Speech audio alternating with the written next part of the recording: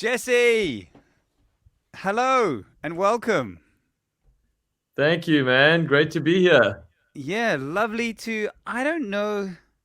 It's very strange. Okay, well, let's start with the important stuff. What you got Cheers. going on over there? Well, I just have some whiskey, man. Whiskey, ice, and water. That's What that is whiskey are you my drinking? poison. Jameson, man, just classic. Are you a Jameson man through and through? I am. I did a whole bunch of tours where I was drinking. Cheers, man. What a Cheers, legend. cheers. Great to be here, man. I did a lot of tours where everyone was drinking brandy and coke, and I found like I would get home from the tour extremely overweight. I've switched to Jameson and That's water. yeah. As you get older, that the whiskey is like important. It's important to keep your figure, Yeah. right? Well, yeah, got to do something. Dude, I don't know that we've. It's weird. We know a lot of the same people, but I don't. And I actually remember we used to back in the early cassette days. There were some festivals and stuff we were playing together. I don't know that we've ever really said hello to each other more than three times ever, potentially. I know it's strange. It's very weird.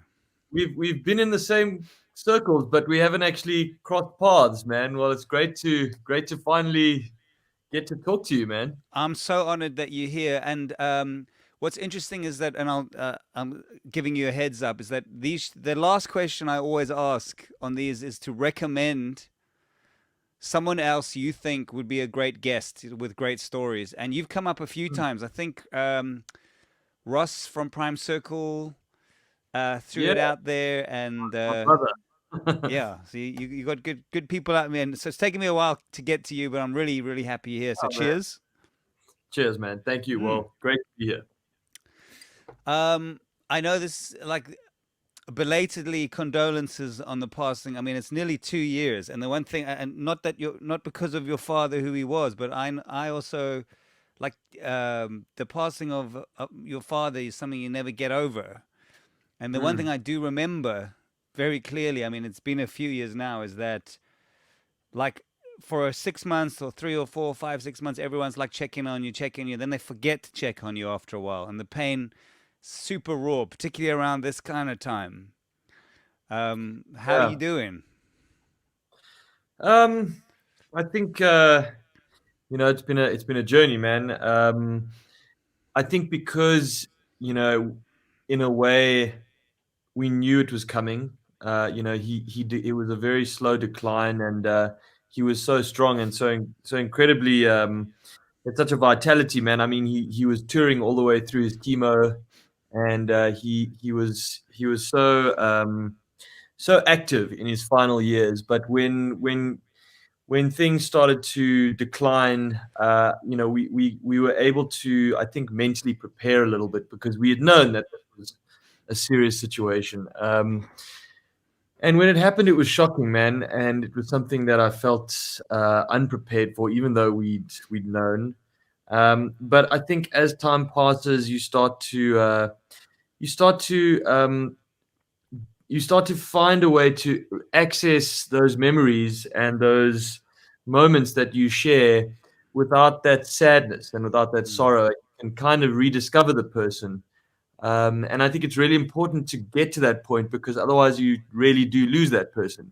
You mm. know, if you only experience sadness and the heartbreak, then it's hard to revisit those memories. And I think that um, what's been a very healthy process is, me and my family have started to listen to his music again and share memories and share photos and videos, and we can finally look back and it's a very happy experience. Oh, amazing. I think that's a really that's a big milestone for us, and it's amazing how time slowly enables you to find perspective and to just distance yourself from certain types of emotions.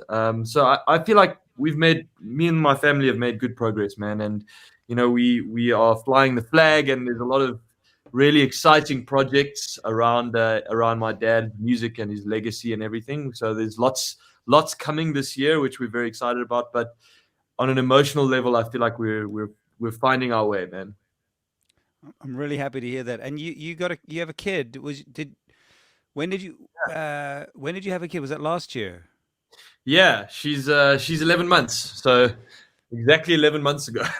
So then, because I tell you this, like the fact that your dad never get to meet your kid, Mm, because that's my yeah. big thing on my life is that I never stop thinking about that. That's a tough one. Mm. It's very tough, man. It's very tough. That is a really painful one. It's a terrible. It's an opportunity lost that you can't really comprehend. Mm. But we I've taken it upon myself to make sure she knows who Gramps is. We Yeah, play her music for her all the time, and beautiful. we play her the music videos, and she knows my dad's old band, and Sipo has met her and held her, and she's all the family and friends and the music and the legacy. She's steeped in it, so she will know her grandfather one way or Beautiful. another.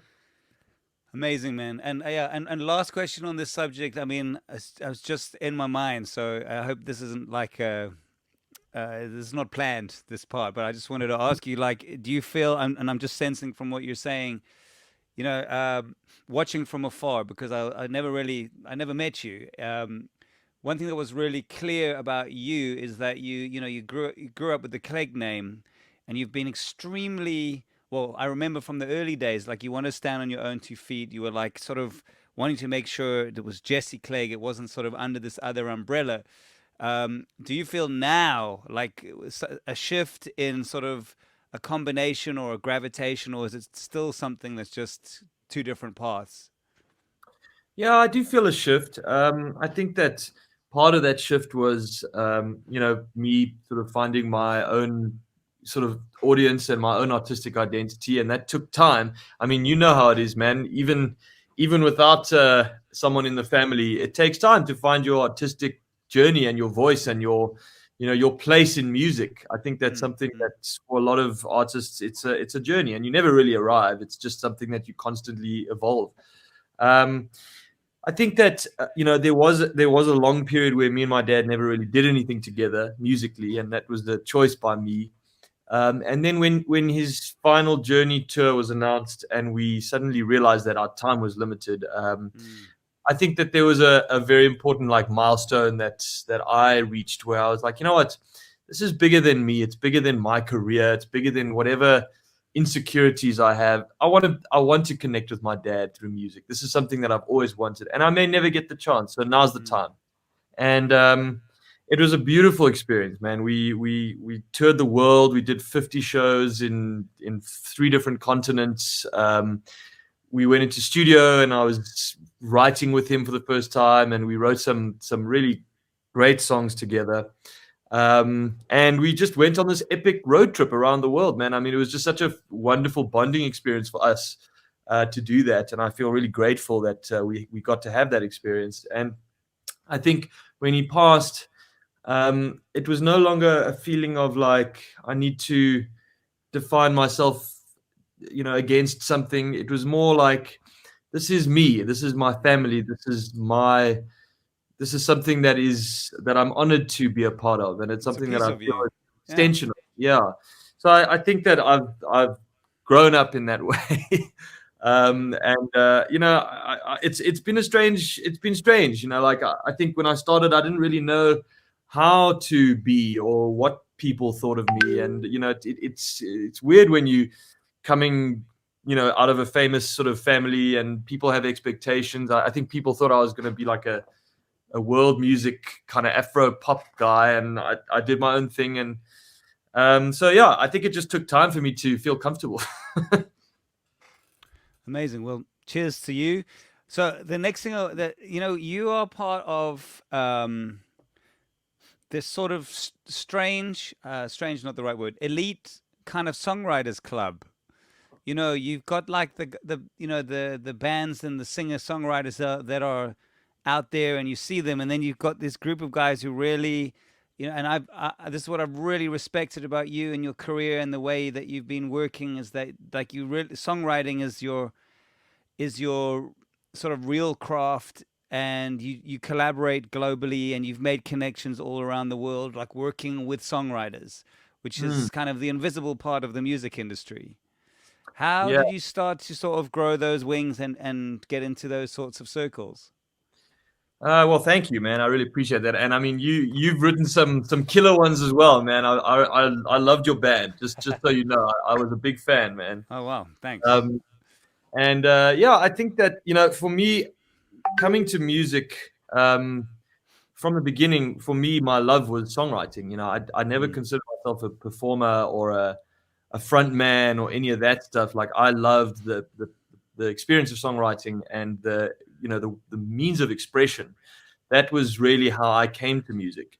I was never really a guy who was like in all the bands and like performing and jamming. I was like more the guy like sitting at home with my acoustic guitar, like writing songs and trying ideas and trying to find interesting chords and melodies. And I was never like the band guy. um, and I think over the years, I've learned to play to my strengths, and I've only enjoyed songwriting even more. It's something that I feel very grateful to be able to do as a job, because I really enjoy it, and it's, as you know, man, it's like infinitely difficult, and when it works, it's like one of the best feelings in the world. Um, and so, yeah, over the years, man, I've just been writing. I mean, I've done my first album I did here, and I basically wrote and performed the entire album. The second album, I wrote all the demos and stuff in studio, just basically me and an engineer. And then it got the label, David Gresham Records, sent the album to some of their contacts, and it fell into the hands of David Bottrell, who's a Canadian producer, who had done some brilliant um, albums, Muse, Origin of Symmetry, all the Tool albums from the 90s, Stained, Silverchair, all these like legendary like rock acts, but still like singer-songwriters, like not like really great songwriters as well. And so I ended up doing my second album in Toronto, spent 6-7 months there working with Dave. And it was a very kind of guerrilla vibe. It wasn't Hollywood at all. I mean, he was like kind of between projects, and I was an indie artist, and he heard my demos and he liked them, and we kind of did it in his home studio. It was a wonderful experience, man. It was really awesome to just get into his world in such an intense way. Um, And was that largely backed by Gresham? I mean, who can go live yeah, in Toronto for 6 months and just write a I had second album? I had some family friends there, Wow. and I lived there with them, and ended up meeting my partner, who is I've been with her for 11 years. It was her parents, and I ended up meeting her in Canada, and she came back to life. So this Cool. trip was quite important for a lot of reasons. Oh, I But see. Wow. yeah, and he did us a really good deal. I mean, I don't think we could have afforded him if he didn't love the music. Mm. And so, yeah, I went and did that. My third album, I came back to South Africa, and I worked with Denham Harding and Ewald van Rensburg, which I know you know those guys. Mm. Um, Also legendary musicians, and had a great experience. Very transitional album for me, moving into a new space. And in the last few years, I've been spending a lot of time in LA, writing music for myself and for other projects, and just really honing my writing skill. I think that there's something quite amazing about LA, in that there really is a circuit of songwriters. There's songwriting is an industry there. Yeah. There's a huge amount of songwriters that are writing You must great know music. SJ, right? Yeah, I actually haven't met her in Wow. LA. She reaches out to me, and I haven't had time to hook up with her yet. But we've every time I go down, she's like, "Okay, let's do it," and I'm like, "All right, let's try," and then it just never quite worked out. But I do know her, yeah. Right.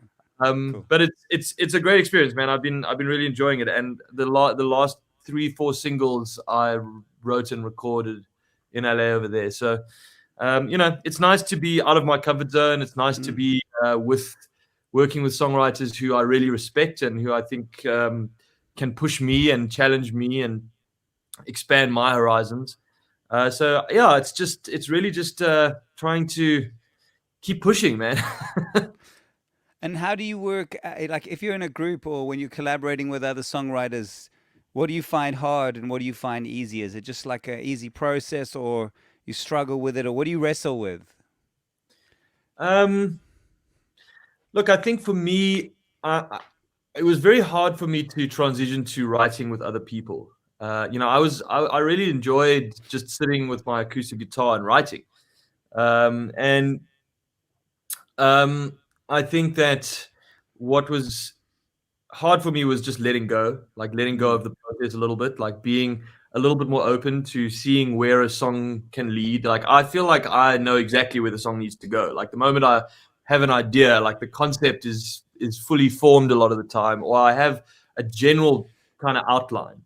And can Um, I just, sorry to interrupt you, I just want to, do you think, you know, did that come from, do you think, being in South Africa? Like, the one thing about being an artist in South Africa, particularly you, who when you started, you came out very strong. Like, you had this identity.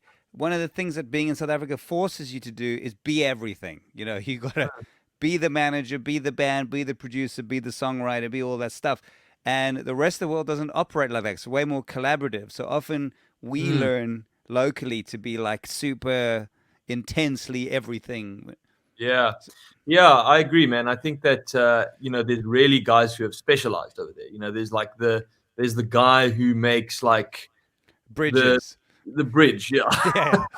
Yeah. And there's like the guy who comes with the keyboard. He's just got Yeah. great chord progressions, and there's that guy. So, look, I think that in a way, I think it's been a great training Mm, because we've as South African songwriters, I think, especially when I was kind of starting out, I didn't find there was like a lot of collaboration happening in general mm, for artists. Like I feel like everyone was kind of on their own tip. It's actually improved quite a lot. So I don't know if you've experienced that, but I think that there's a lot more of a welcoming vibe among South African artists. I think at one point everyone was kind of just focusing on their own thing, right. and so yeah, I think that being in LA was really an eye opener in terms of just that collaborative process. How quickly and easily you can collaborate with songwriters. How normal that is. It's Mm, absolutely normal. It's not an unusual thing. In fact, almost every song on the radio right now has multiple different songwriters, and that person could just be adding a reverb to your voice, but he was in the room in the moment and he just gave an energy. And there's something about that chemistry that is just yeah. you don't know why the song happened the way it did.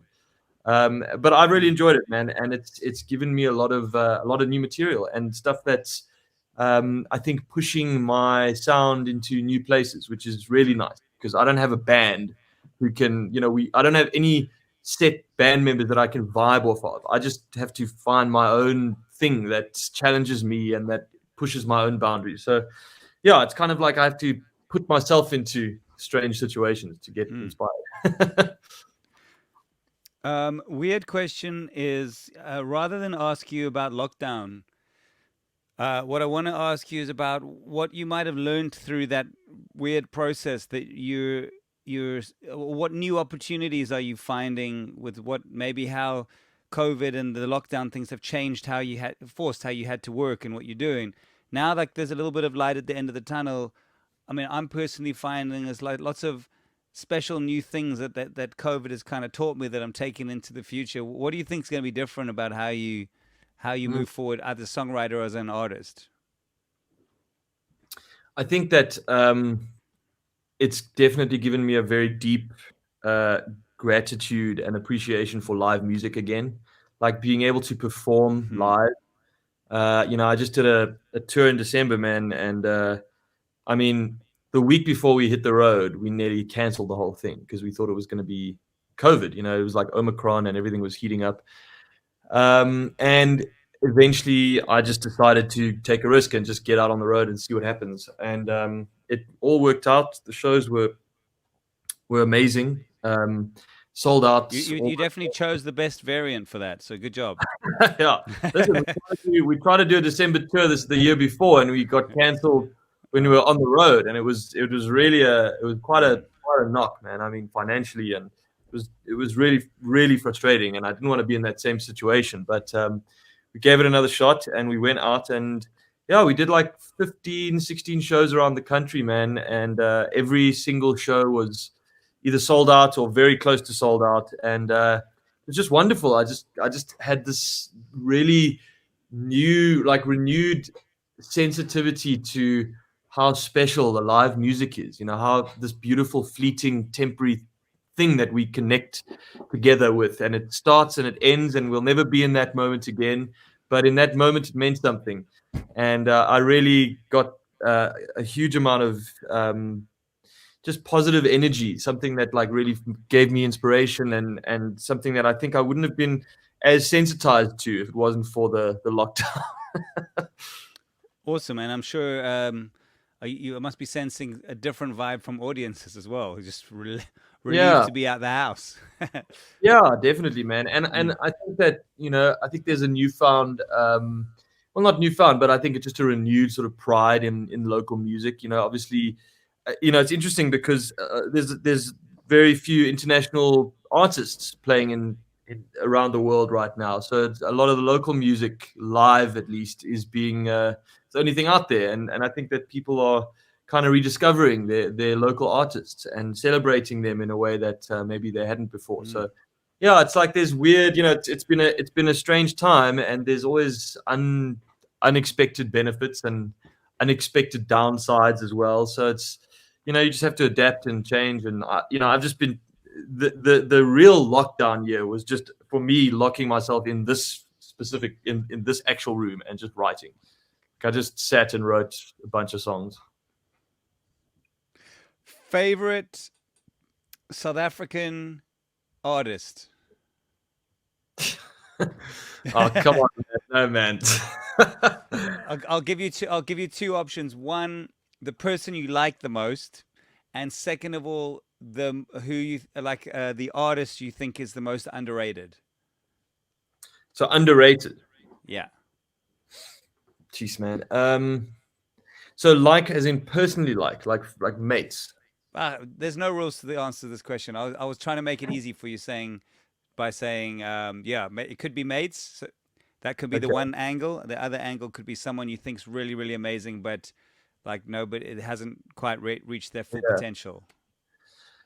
Um okay, I think that look, the artist that I'm listening to, South African artist that I really love is a lot more in the sort of like house, deep house kind of places, like and African, like there's some beautiful African music happening, man. I mean, I think Trezor is an amazing artist. I love his work. I love Sun L, Do you musician. know Trezor wrote and produced two songs on the new Drake album? Yeah, yeah, I know that. And you know he's on the new Metallica, on the Metallica Black Yeah, tribute album. no, he's so That guy's hectic. killing it. No, he's a legend, man. I remember when when the day that the lockdown started, like in like 2020, like in March or whenever it started, like the Mm. first like major nightmare where they were starting to announce.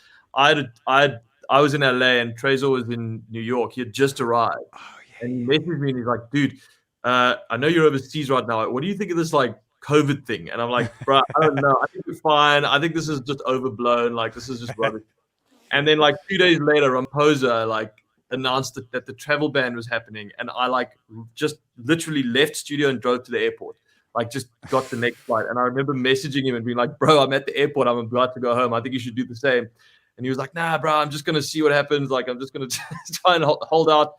And then like 2 days later, he was on a plane home. So, yeah. like I was just like whinging about it. um, and yeah, so I think he's amazing. I love Mm. Sunel musician. I think that Yeah, he's he is special, that incredible. guy. Sunil is Beautiful something really special spiritual there. music, man. Beautiful spiritual music.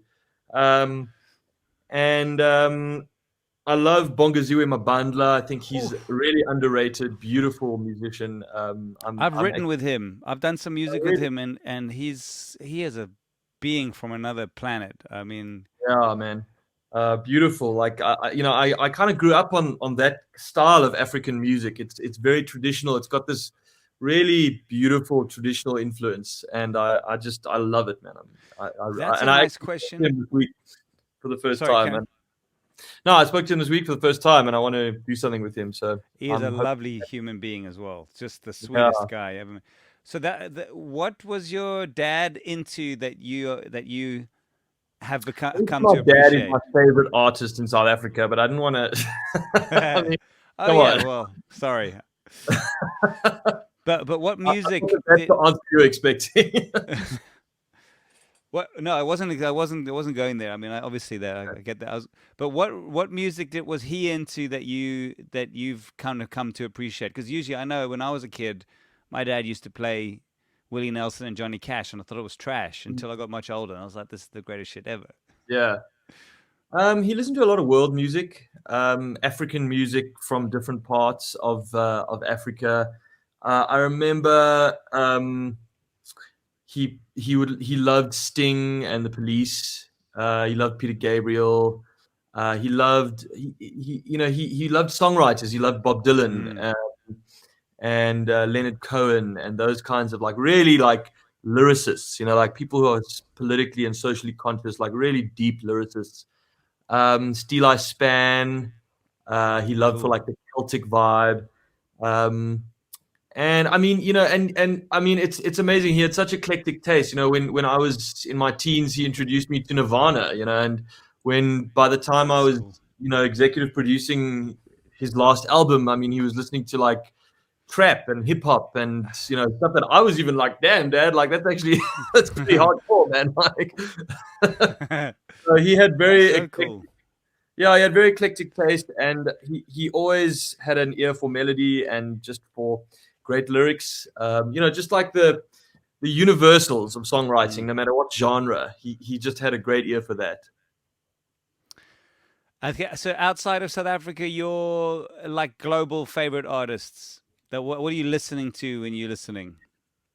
I mean, I don't know. Like, I think nowadays, man, it's become so strange. Yeah. Like, it's like I used to listen to like artists where like I listened to the whole album, track Mm. one to track 10, and I would study the album and like go down the rabbit hole. And now I'm like listening to singles, I guess. Like, and some artists, some of the songs that I've loved the most have been artists that I've literally never heard of before, and I only heard one song of like it's so strange now, man. It's like it's hard to it's hard to know like what it's hard to know how to listen to music anymore. I mean, I think That's good. That's a great point. I like that yeah, because I mean, I I feel think the that same way.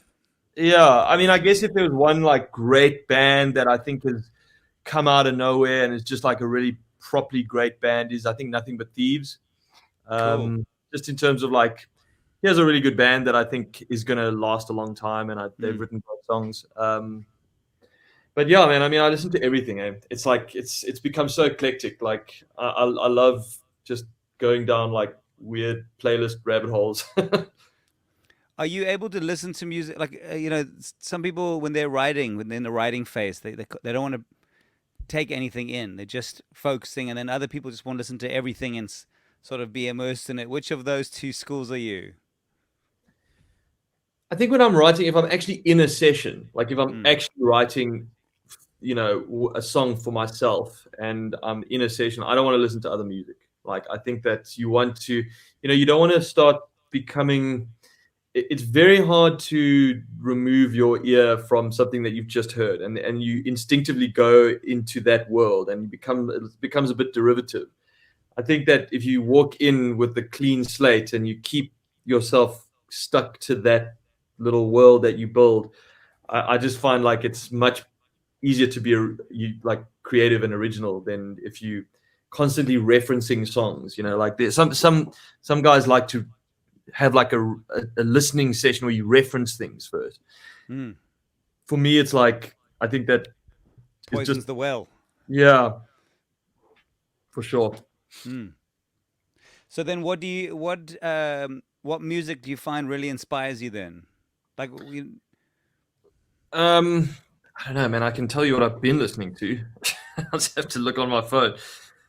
Um, I don't know. This is in the last few weeks. I mean, it's really diverse, man. From Travis Scott to Bobby McFerrin to Run the wow. Jewels, Manchester Orchestra. Oh, um, Royal there's Blood. somebody just introduced me to a band. What was it? It's called Red Right Hand. Is that right? That it's like the singer from Manchester Orchestra. Uh, It's I don't know. in another band. It was really Oh, really? interesting. Okay, dope. Wait a sec. Let's check that out. I love that guy. I actually saw them at Oppie Copy. I played Oppie one year and they played and they were incredible. I'm trying to find the name of this band. Sorry. Yeah, I don't remember them coming to Oppie Copy. What year was that? Yeah, they played at Oppie, man. I think it was the year that Deftones played. Oh yes, I think that. Oh yes, yeah. Well, that's something I miss Childish is Oppie Copy, Gambino. man. Hey? I said that there's something I miss is Oppie Copy. Yeah, dude. Like, it was so funny. This last time that I went to LA, I went via where was I? It was like Florida or something. Oh, Cincinnati, Hmm. and in Ohio, and I went to go see a friend's band. My friend Nicholas from the band Walk the Moon, and South Africa was in a major lockdown. I mean, I had to get Yes. special permission to leave the country, and so I'd just been 3 weeks in like major lockdown. Got on the plane, flew to Ohio, like went to this gig, and it was like 10,000 people at a festival with no masks, True. outdoors, and like Jeez. Jesus, dude, like the like shift in like my experience. First, I was super jet lagged, and like Hmm. just coming from like that kind of lockdown into this festival, I was just like, whoa, this is so amazing. It was like absolute euphoria, man. Like, just like That's standing like side terrifying.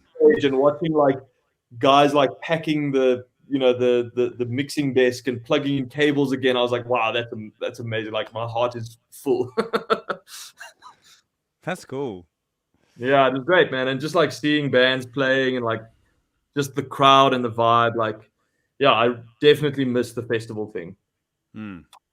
But so I got to ask you this: how the hell did you get permission in the middle of lockdowns to fly to Ohio to to a gig? What little fibs did There you is have to tell? there is a process that you can go down, which I found out from the embassy, Hmm. the American embassy, where you can get a exemption, a national interest exemption. It's an NIE, and you have to write a motivating letter to explain why your trip to America is within the national interest. And I wrote this letter, man. I wrote this epic letter. I was saying I'm a South African artist. I'm gonna go and collaborate with American artists, and this is important for cultural crossover and for artistic connections across the world. And I wrote this epic letter, and I sent it, and I didn't expect to be approved. And then I just heard that I'd been approved, so I managed to get on the next plane to America. You are a bullshit artist extraordinaire. It wasn't for And the record. I didn't tell so, any lies. was the plane? How many people were on the plane? Was it empty? It was absolutely empty. I mean, I was flying from a banned country. South Africa was banned, remember? Like, we were literally on the red list. So the only people that were on the plane were Americans flying home, and there was probably about 20 people on the flight. And just give me some context of where in the last 2 years this roughly was happening. It was last year in August. Okay, so like pretty. That's amazing. Well done on that.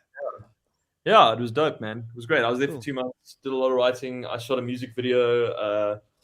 Yeah, wrote a bunch of songs. Had a good trip, man. Went to go see some live music. It was epic. Earlier on, you were saying you worked with Denim. What was that like? I mean, Denim is a very interesting and cool cat, and his career path has been really special. Yeah, Are you mates with him in general? yeah, big time, man. Denim is a brother of mine, and He's a wonderful human, that guy. yeah, he's a good friend. We've had a long musical journey together, man. We obviously Denim is the bass player of Just Ginger, and he's now branched off to become a very established producer. Because he did Uh, Prime Circle as well. Hey, he did Prime Circle. He was the producer on my dad's last album. And so what happened was, I when I came after the Toronto experience, I really wanted to record in South Africa again. My next album, I felt like um, I wanted to have a little bit more of a collaborative and hands-on approach to the production.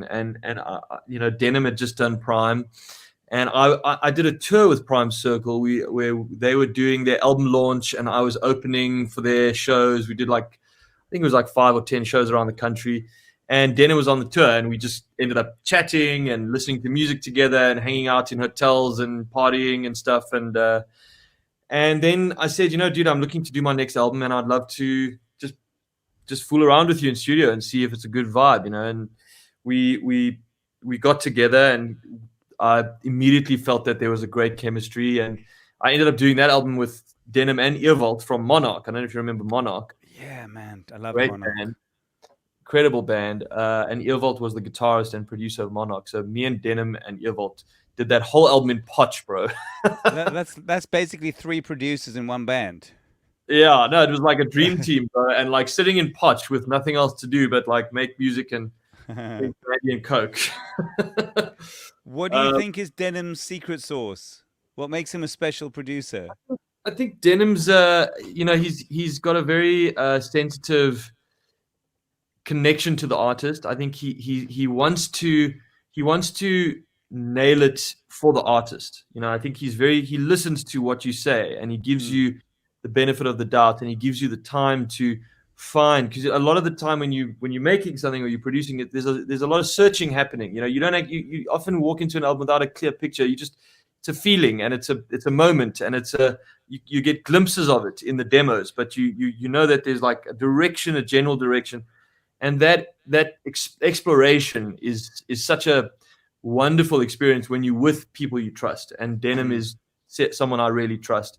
And subsequently doing the album with my dad, where basically it was me, Denim, and my dad in studio for 6 months, and wow.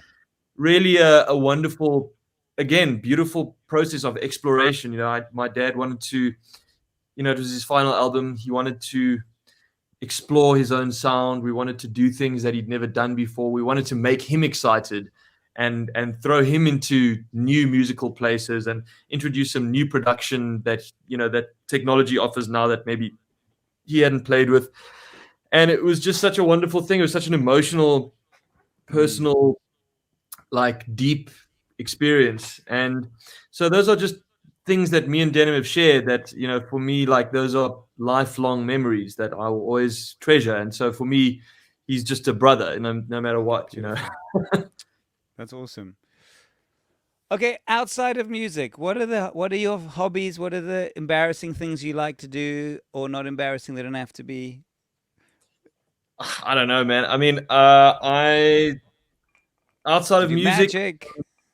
hey, Do you do magic? I don't do magic. I play squash. I, watch TV and movies and play video games and do all the usual stuff, man. Have you watched The Tinder Swindler? I haven't watched that yet. Bro, you have got to watch this thing. Is it? All right. Have you heard about it? Yeah, I've heard about it, dude. I saw a very funny South African parody of it, which was hilarious. I'll send it to you after this. This is what well, I don't want to give it away, but the thing that is amazing about it is, first of all, this dude's done like this crazy shit. He's like ripped off all these people. The thing is, at the end, they're like, listen, he's still doing it, by the way. And what has actually been hilarious is that So he hasn't been arrested. he got like, this is kind of ruining it. Like, the shit that he does is next level. It's like the craziest con, and really you feel sad for the many people, and the balls on that guy. But he went to jail for like 3 months or something for some related crime, and he's out again and doing it. And what's happened is, this is the hilarious part and why the memes are coming up. He's on Instagram again. He's got a manager. He's negotiating a TV show, and he's gone Jesus. back to doing this. So you'll watch this show. You'll be outraged by it, and then you can go and watch him that he see that he's still doing it to Continue people. going. Oh my god, It's dude. crazy. See, I can't handle that. That is too crazy. So um, is he just like hooking up with girls on Tinder and then like spinning them a crazy story and getting them to pay money into like okay, I'll just gonna if anyone spoiler alert, I'll just tell you that it's if you're not gonna watch it, I don't know. I'll just tell I you that. doubt it. Okay, I doubt it. so he basically goes on Tinder, right? All his photos are him in his private jet.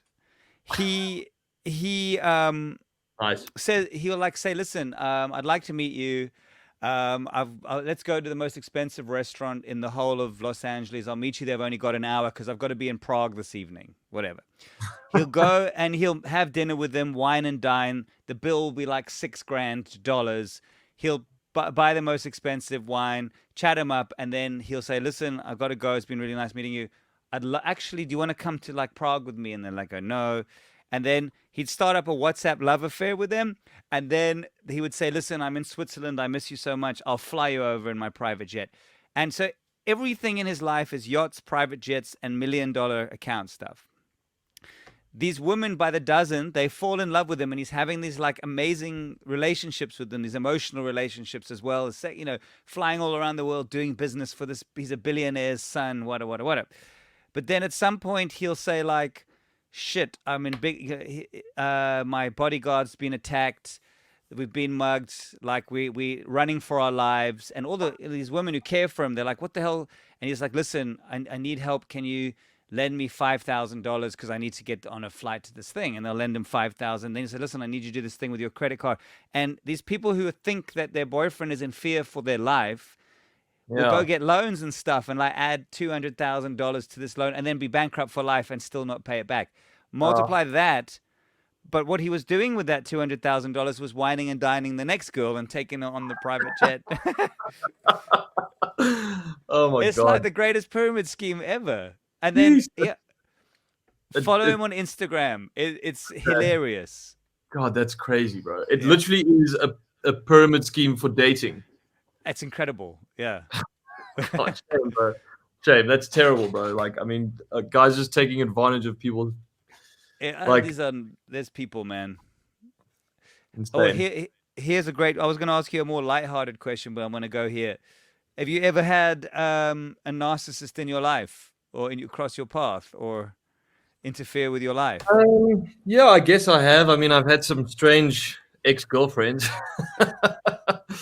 And I think that when like in my case, I was young and didn't really understand the situation, and then you start to realize that this is the way this person works, and there's nothing that you can do that's going to change that. Like it's you're just a passenger, and I felt it was pretty. It's someone that I had a relationship with that was pretty quite a negative vibe, and I'm quite glad that I managed to see the truth as quite early on because I think that she's yeah, nothing compared to this guy. This guy's on another level. But I mean, there's a few guys in the music industry that are, on the spectrum there. I suppose Yeah. can I suggest maybe because of your, the royalty that you come from, maybe you had a heads up, or at least you had a really good sense of people that you should stay away from and people that you shouldn't, because I think that's Yeah, I guess so. I mean, I think that like I had a really good role model. I think my dad was never someone who kind of went down that road. He was never someone who valued fame and glamour and ego. I think ego is the enemy in terms of creativity. And I think that was a very good grounding for me. And a lot of the if I look at the music industry and I look at the bands that have come and gone over the years, it's always the guys who are just legends. They're just like good guys, and they're friendly, and they like want to hang out, and they're happy for you when things go well. And like mm, those are the guys that really last. It seems. The yeah. guys that are just like too cool for school and they're not interested and they're just like in their own world, and it's just like I haven't seen a lot of those guys Mm. go from strength to strength. I think that the music it's a small industry, man, and everyone knows each other. And I think that It's it's important to tiny. be respectful, man, and just to be loving and like the friends that I have that are musicians are Hmm. some of the loveliest people in my life. From a business perspective, what have you struggled with the most in the music industry? Um, business perspective. I Any think I don't know, perspective, man. I really. mean, it's just like I guess I don't think about it in those terms necessarily, but like I think that for me, finding my place as an artist, finding my identity, which links to everything, which links to your music, links to how you sell yourself, how you brand yourself, and all that stuff.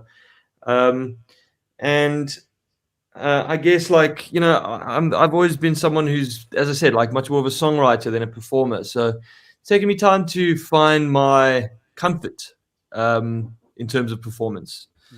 Hmm. So I guess those are personal things, not really business related, but they affect your business. When your Hmm. business is your music and you're performing, then that's something that affects the way you present yourself. And I think I'm really I'm glad that I had to go through that stuff because it's given me much more confidence.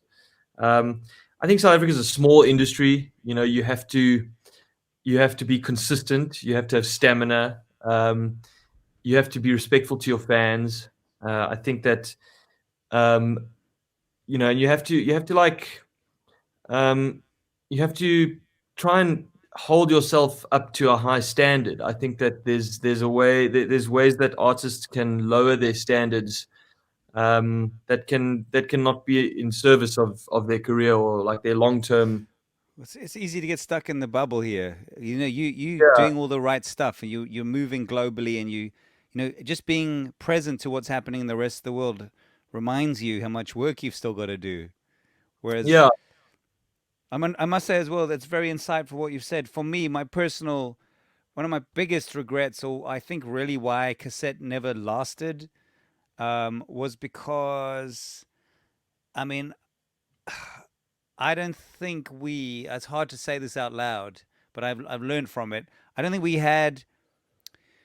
Whew, I'm trying to say it. I don't think we had respect for our local audience because we were so like up our own asses. We were like, fuck, we've got to we've got to think globally. We've got to tour globally. This market's so small. Fuck this market. mm, And that was really a big mistake for us at the time. We were also moving with the Parlotones, who had the exact opposite thing. They were all about the local audience, mm, and they're using that to build a financial and a fan base so that they could tour overseas. We just were like touring overseas until we sort of had nothing there and nothing here, and I mm. regret that. So I like what you're saying, and I respect what you're saying. It's Yeah. you you. I- Mm, you know, I think that it's easy to have regret or to see things clearly in retrospect. But I mean, I had the same thing, man. Like, I look back on my career and I think I made a lot of mistakes. We all make mistakes. And it's hard to know what the right thing is when you're in it. It's yeah, so chaotic and it's so, especially when you're brand new and you don't know how long it's going to go for and what and there's the, no blueprint. no blueprint. Everyone is Yeah, on their own mission and everyone's also in competition with each other. So you yeah. can't get advice. And it's like, unless you have someone who's older who's not Mm. and it's hard it's very hard, and I think that now more than ever bands are in this weird gray zone. It's like I don't even know how new artists really break anymore. Like I don't know how that happens. It's just changed so much, and I don't see even artists in America are I've worked with and spoken to lots of established musicians over there, and they keep telling me that they don't know how the music industry works anymore. It's all TikTok, and it's changing. It's changing so fast, and some of the biggest, the most streamed music right now is these TikTok 1 minute things that you get like TikTok producers that just make little 1 minute songs that are just for TikTok, and they get Mm.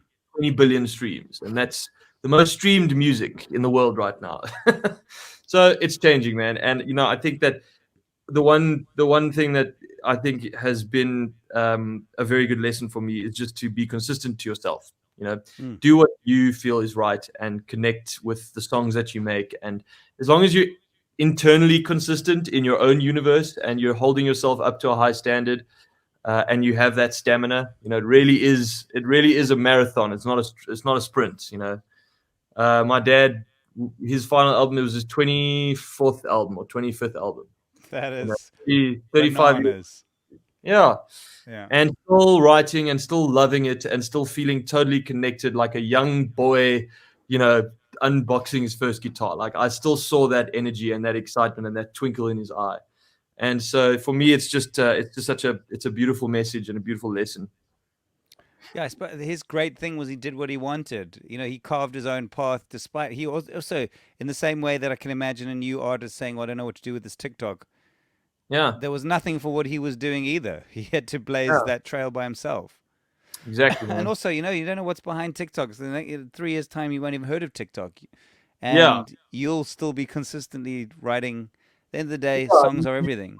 can't try and ride the trends. You have to just do what you do. Like that is such an important thing. Is just to play to your own strengths. Like Mm. learn what your strengths are and just play to those strengths, man. Like, and the thing that was interesting for me when I started was like I would listen to all this like very alternative music. I was Mm. like when I was like growing up, I was like I had like Deftones and Tool and like really alternative music playing, but it wasn't what I wrote. It wasn't the music that I made. It wasn't my forte in terms of my musical world. And it was really frustrating for me initially. Like I really wanted to make this really dark, Yeah. alternative, weird music.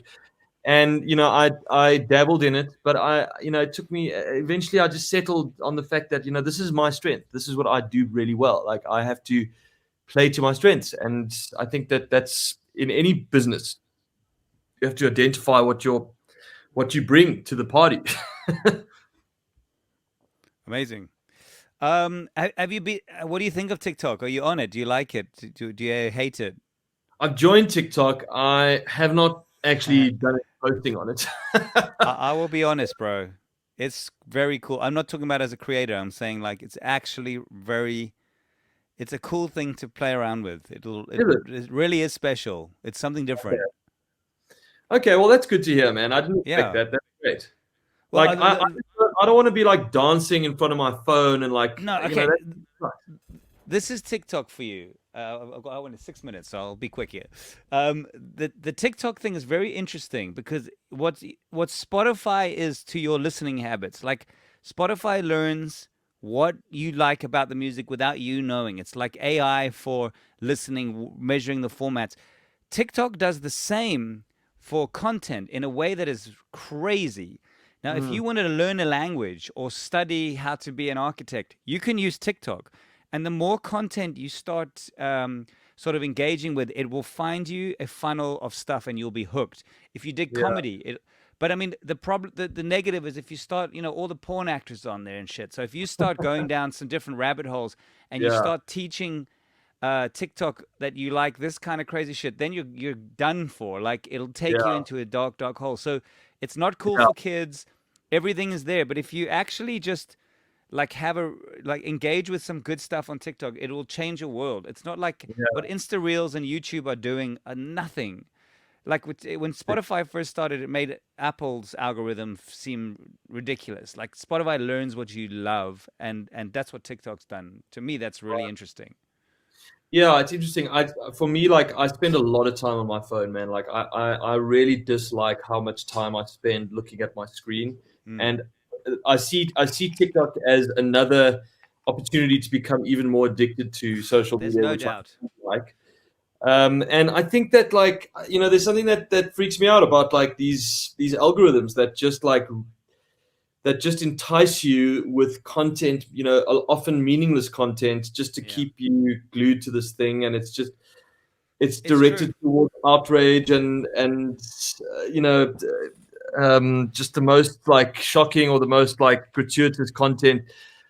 But I hear what you're saying. It's so powerful, and if you're a responsible user, it can actually be an incredible thing that expands your world and expands your knowledge base.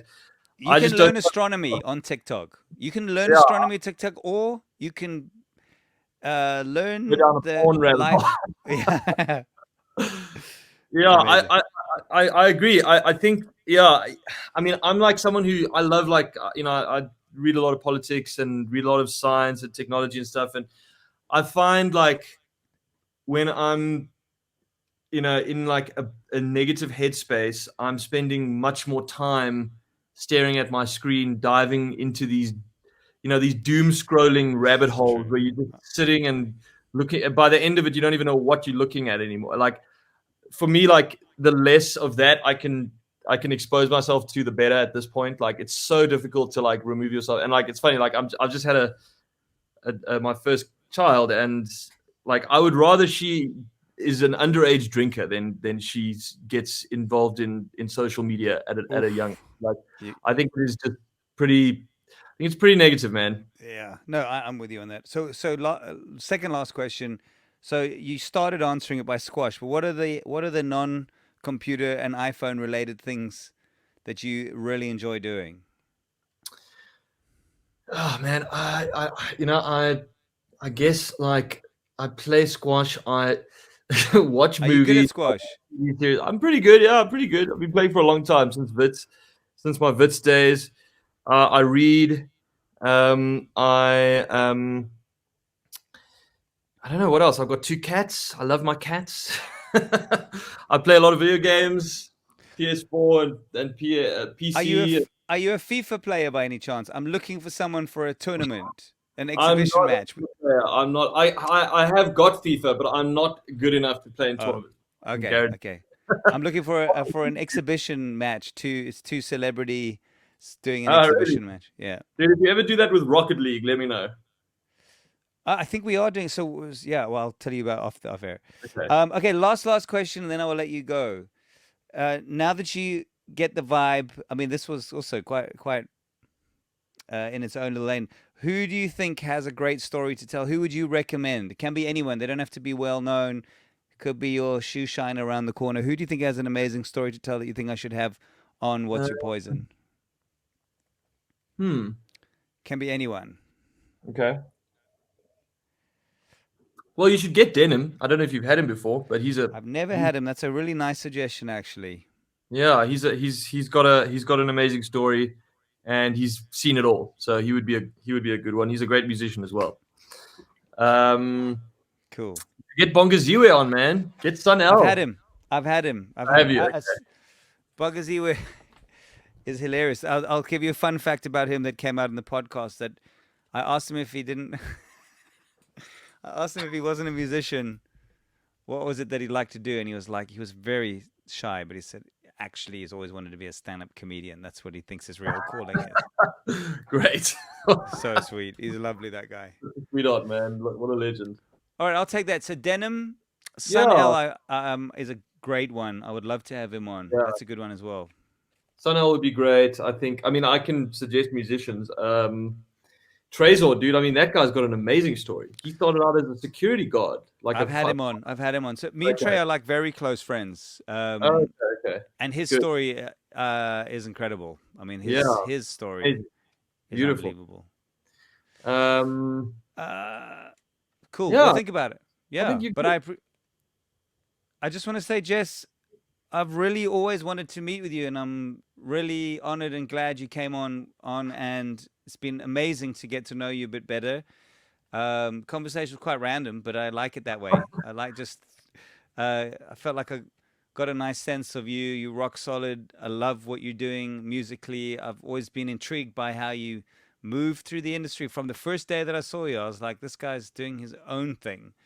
Thank you, So man. very nice to see you continue doing all those great things, and lovely to have you on What's Your Poison. Thank you for being here. Thank you so much, man. It's a pleasure to finally have a chat with you, and we should connect, man. Are you Joburg or Cape Town based? Both. I live in Cape Town. Are you in Joburg? I'm in Joburg, yeah. I have a studio in Joburg though. Okay. Amped Studios. I don't know if you know it in Newtown. No, I don't. I must come check it out. Oh, it's beautiful, beautiful studio. Okay. We Next got an time you're in SSL, Joburg, bro. let's grab a drink. And it's just been an absolute pleasure, man. It's an honor, and I'm glad we finally managed to connect, man. Me too. It's weird that we never have, and it's happened. So cheers to you. Cheers, brother. Thank you. Take care, my man. All right, man.